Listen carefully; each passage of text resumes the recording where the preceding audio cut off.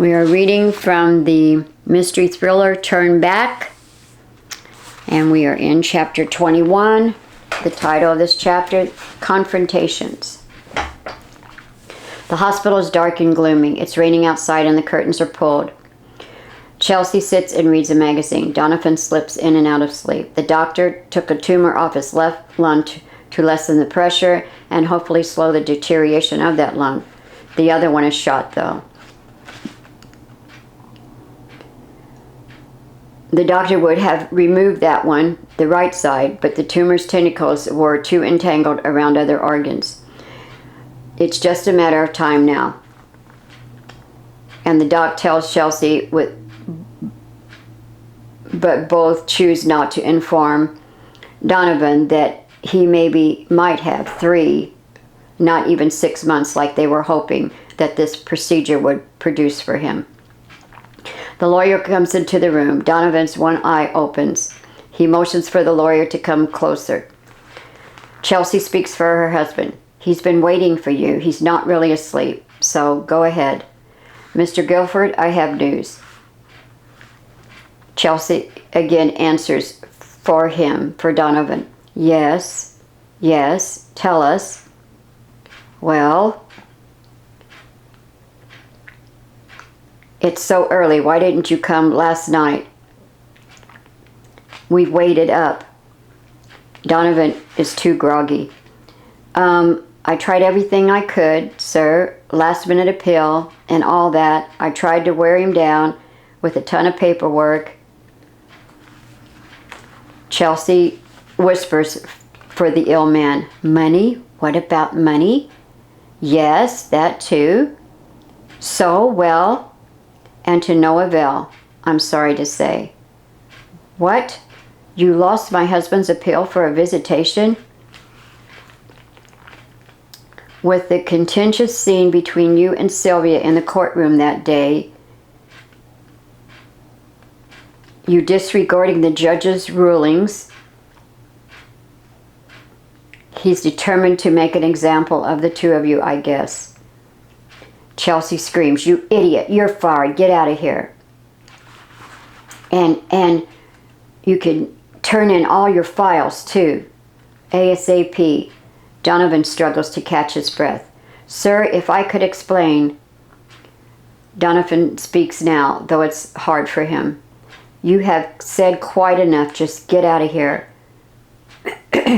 Chelsea speaks up. Like my husband told you, get out of here and bring those files to our penthouse with the key code to the briefcase immediately. With labored breaths, Donovan gives a stern warning. You'll never work in this town again. And he begins coughing in a fit.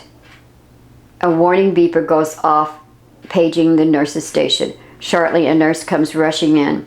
She places an oxygen mask over his face. Chelsea has risen up from her chair and is at his side. Is this it? No, he'll be fine. He just got a bit excited, did he? The nurse assigned to him makes an accurate observation. Fine? He'll never be fine, not ever again. Chelsea can't believe the nurse made such a statement. All of his money isn't enough to make him well, not anymore. She leans over her husband. It's okay, my darling. You'll be fine, she said. Just rest. The nurse looks at her. Chelsea just shrugs. Donovan's breathing is easier now. He holds up a hand. Get word to Michael, pronto. Coughing. Can't wait any longer. More coughing. Got to speed this process up. The nurse tries to get him to stop talking. Chelsea slaps his cell in his hand. He rings up his right-hand man. Michael sees who's calling and takes a deep breath and answers. Yes, sir. Should we be talking by phone? Speed things up. Donovan is weak from his ordeal with his ex-attorney that just happened. Fired Levinson, now go with the judge. Said all that in between coughing spells. Yes, sir, enough said. Do you understand?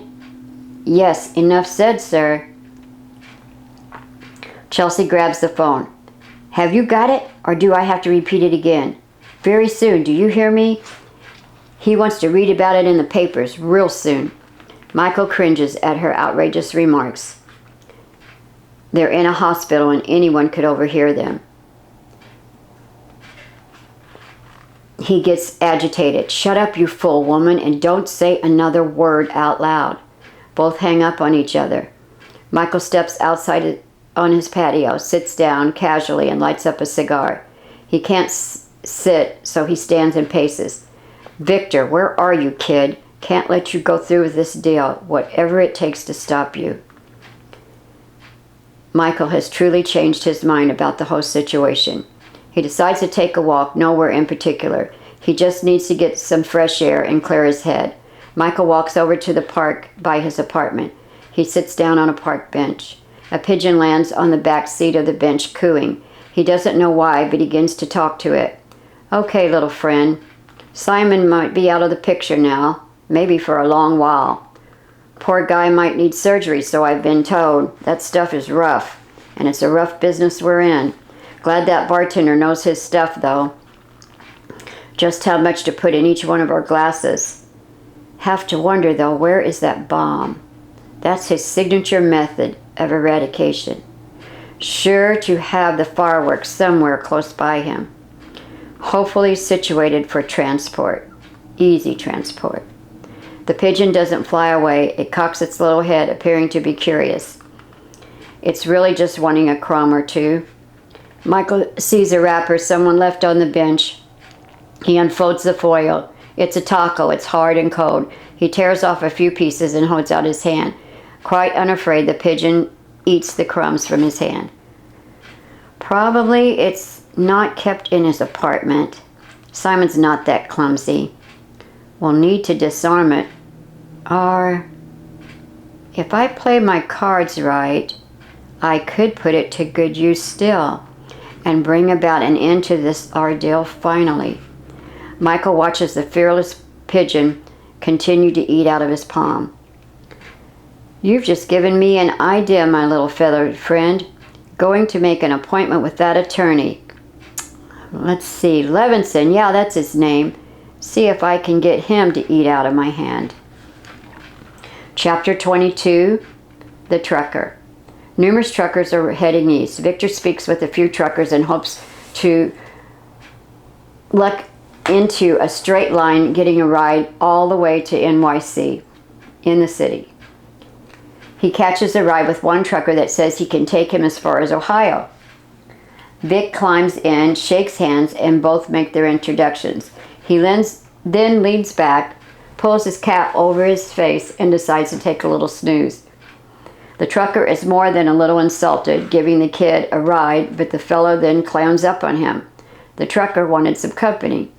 It's lonely being on the road, so irritated, he jerks off his jacket before pulling out. Victor peeks out of one eye and sees that the guy's shirt sleeves are ripped off at the shoulders.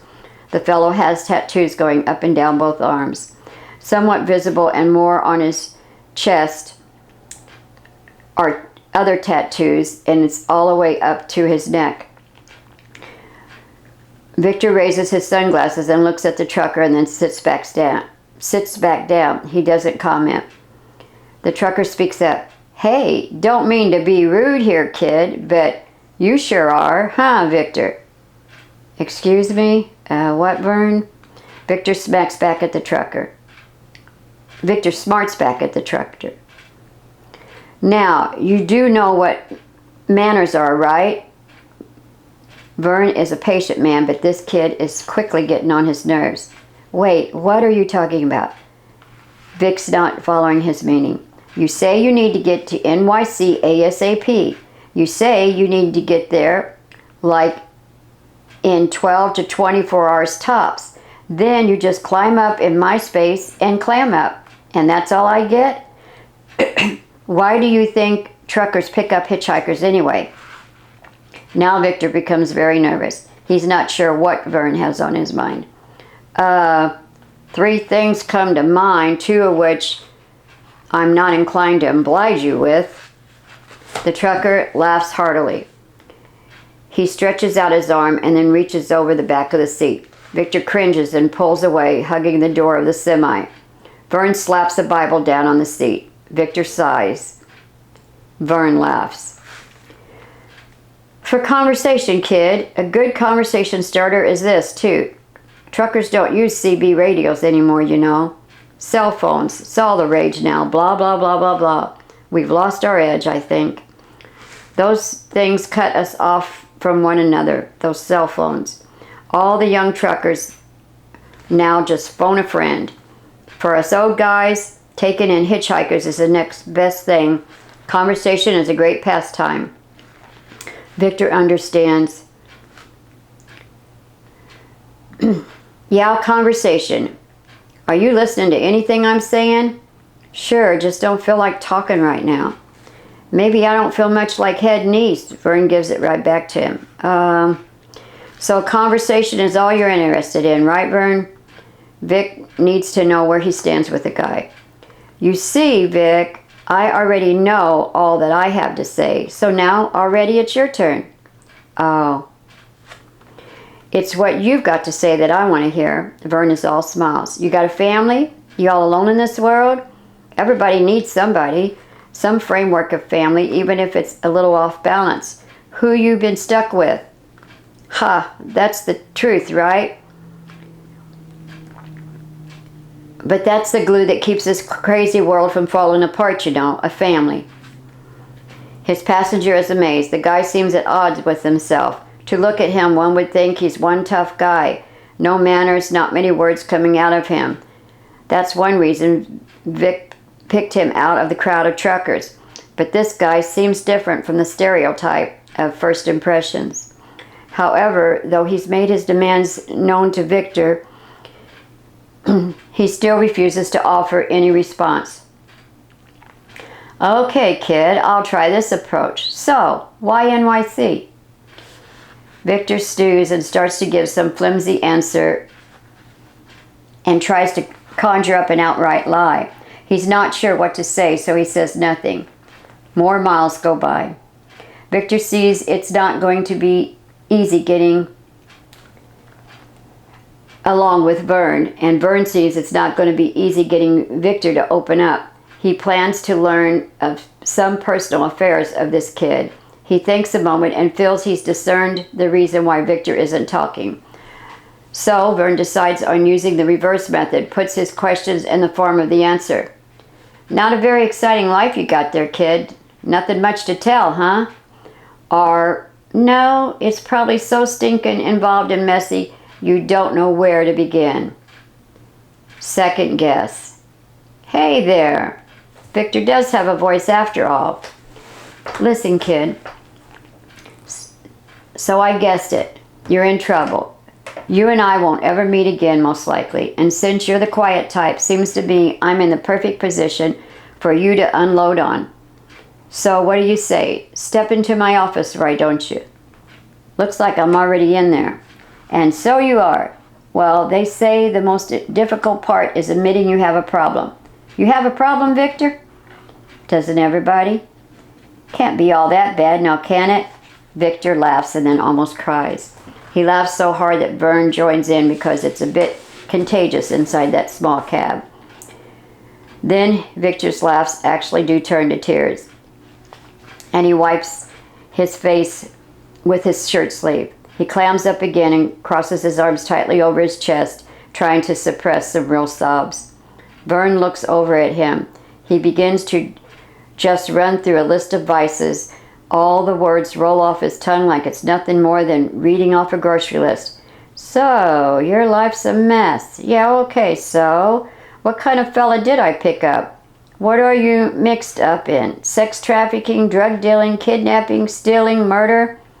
Victor looks at him very suspiciously. He wonders how a trucker could be so calm if any of those vices was his true situation in life.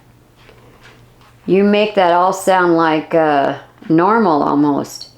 Vern pats the Bible. He sighs, smiles, and chuckles. We're all merely human. Not much good to be expected from any one of us. Not when living life on our own. Normal? Normal always is somewhat abnormal for us humans. Yeah, it is what it is. Vern again pats the Bible. Victor sizes him up. Oh, so you're one of those guys. One of those guys. No, no, no, no, no. Vern does a little sing-song.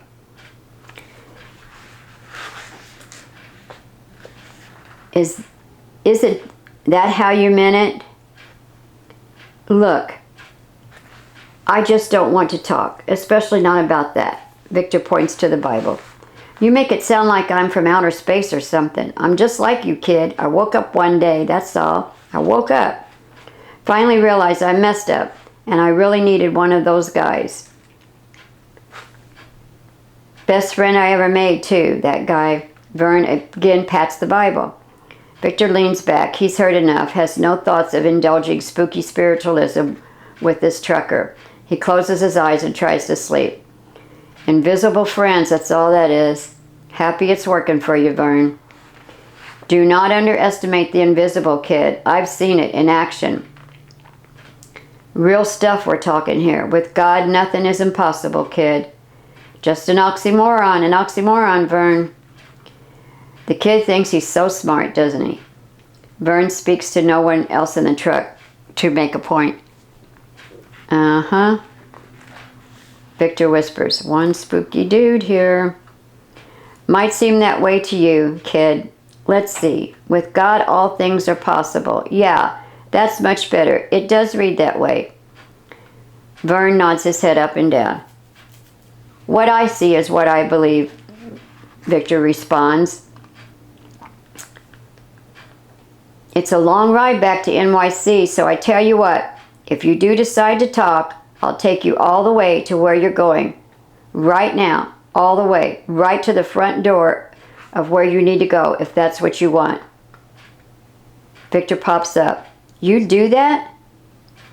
You said you were only going to Ohio. Victor isn't sure he can trust the guy. He looks down at the Bible.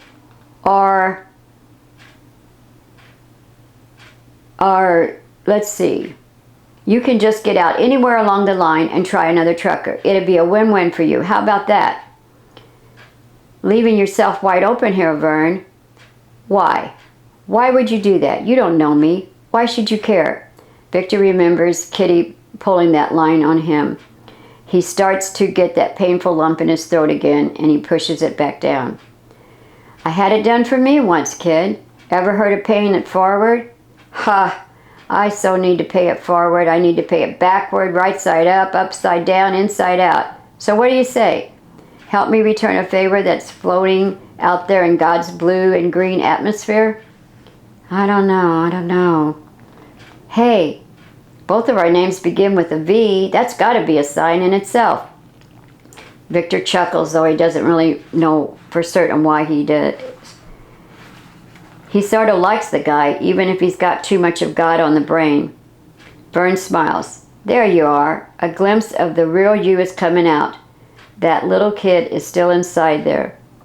Yeah, you think so? Well, there's really a really scared kid in here hiding out right now in all this mess of a life I've made. Okay. I don't even recognize the kid I used to be, not anymore. There's a little kid that's scared inside of all of us. And a carefree kid in there too. One's afraid to get out and the other one's jumping up and down just begging to get out. Who's going to win? That's the $64,000 question. The what question? It's an old saying. Victor sighs. That one kid, the happy one, he died. He died about a month ago. The other one is scared out of his mind right about now. Vern drives on up the road in silence, thinking on what Victor just shared. He steals a few glances his way, but feels he has to wait to see if Vic will open up on his own. Lots of time and lots of miles pass on by. They now have crossed over into another state. Victor sleeps for a couple of hours. He wakes to gospel music playing on the radio in the cab of the semi-truck. Vern turns it down when Victor stirs. Going to pull into a truck stop there. We'll catch us a meal. Okay, sure. Both men jump down and make their way into the truck stop restaurant. It's a nicer one as truck stops go. Several people recognize Vern. One guy refers to him as the preacher. The two men exchange money for something white and small that slips from one fellow's hand to the other. Victor can't tell what it is. A buffet is calling their names. They load up their plates. Victor feels a lot better after eating. He's gotten in some Z's and his stomach isn't growling at him anymore. He wonders what Henry and Kitty are doing. And two, Victor wonders if they are getting along, just the two of them, and how well they are getting along. The two men again jump into the cab of the semi and get settled in. Victor laughs as he taps the Bible. Not leading a double life, are you there, Vern? The trucker is very surprised by his remark. What are you talking about? Oh, that little exchange back there, he buys tracts from me. Too expensive just to give them away. He's cool with it. Again, Victor chuckles. Tracts, never heard it called that before. Hey, the pot can't call the kettle black anymore. Tracts, kid, Tracts. Witness CDs, spreading the good news about my friend, you know, testimonials. Mine, actually. And I actually got in front of a microphone and did my thing and made a CD. Oh. Yeah, see? I could tell you my story, or you can start one of your own. Either way, I'm taking you all the way up the line. One story is getting told, mine or yours. You want to jump on it, or you want to jump out? Go ahead, before we pull out. You have a full belly and you won't starve for a while. Should be able to walk a few miles too before the next ride comes along.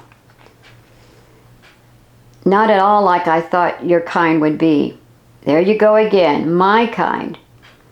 Feeling lots of prejudice in this little space here. I don't give you that kind of grief, Vic. Vern turns and gives him a disgusted glance. Haven't labeled you a road bum, a deadbeat, or a druggie.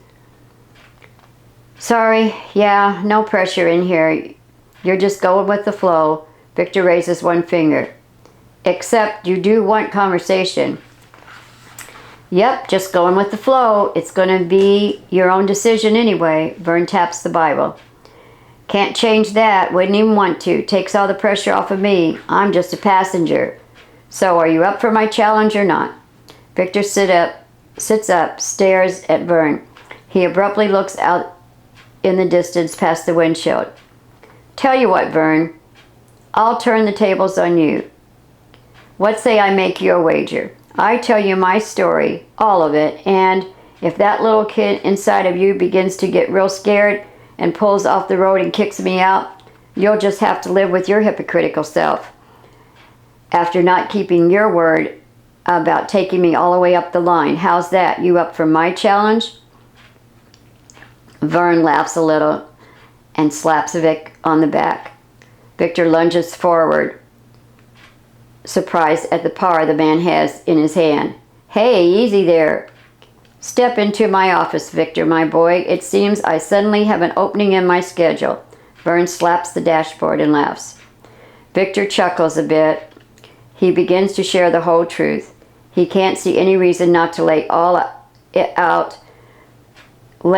of his proverbial cards out on the table. He has to laugh, realizing the symbolism.